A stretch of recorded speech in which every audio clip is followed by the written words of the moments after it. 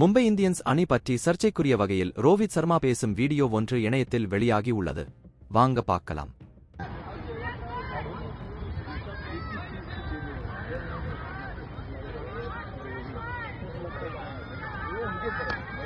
இந்த வீடியோவை Kolkata night Riders அணி வெளியிட்டு இருக்கிறது. இந்த வீடியோவால் மிக பெரும் சர்ச்சை வெடித்துள்ளது. மும்பை இந்தியன்ஸ் அணியின் கேப்டன் பதவியில் இருந்து ரோஹித் சர்மா இந்த ஆண்டு IPL தொடருக்கு முன் நீக்கப்பட்டார். அதன்பின் அந்த அணி கர்த்திக் பாண்டியா தலைமையில் செயல்பட்டு வருகிறது. இந்த கேப்டன்சி மாற்றத்தால் மும்பை இந்தியன்ஸ் அணியில் பெரும் குழப்பம் நிலவி வருகிறது.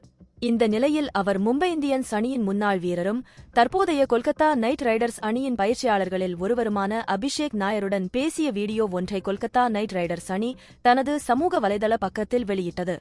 அந்த வீடியோவில் ரோஹித் சர்மாவும் அபிஷேக் நாயரும் பேசுவது தெளிவாக கேட்கவில்லை. சில ரசிகர்கள் நாய்ஸ் கேன்சலேஷன் என்ற தொழில்நுட்பத்தை பயன்படுத்தி அந்த வீடியோவில் பின்னணியில் இருந்த இரைச்சலை நீக்கிவிட்டு ரோஹித் சர்மா பேசுவதை மட்டும் தனியாக பிரித்து எடுத்துள்ளனர். அதில் ரோஹித் சர்மா மும்பை இந்தியன்ஸ் அணி பற்றி பேசி இருப்பது தெரியவந்தது. அப்போது அவர், இங்கு ஒவ்வொரு விஷயமும் மாறிக்கொண்டே இருக்கிறது. நான் இந்த அணியை கட்டமைத்தேன். இதுதான் எனது வீடு. கோவிலைப் போல அந்த அணியை மாற்றினேன் என்று கூறுகிறார். அதன்பின், இதுதான் எனது கடைசி என்று கூறுகிறார். அந்த கடைசி வாக்கியம் தெளிவாக கேட்கவில்லை. இதன் மூலம் இந்த ஆண்டு IPL தொடருடன் ரோஹித் சர்மா மும்பை இந்தியன்ஸ் அணியை விட்டு விலகி விடுவார் என ரசிகர்கள் கூறுகின்றனர். மேலும் இதன் மூலம் ரோஹித் சர்மா மும்பை இந்தியன்ஸ் நிர்வாகத்தின் மீது கடும் அதிருப்தியில் இருப்பதும் தெரிய வந்துள்ளது. இந்த சர்ச்சை வீடியோவை கொல்கத்தா நைட் ரைடர்ஸ் அணி வெளியிட்ட சில நிமிடங்களில் நீக்கிவிட்டது.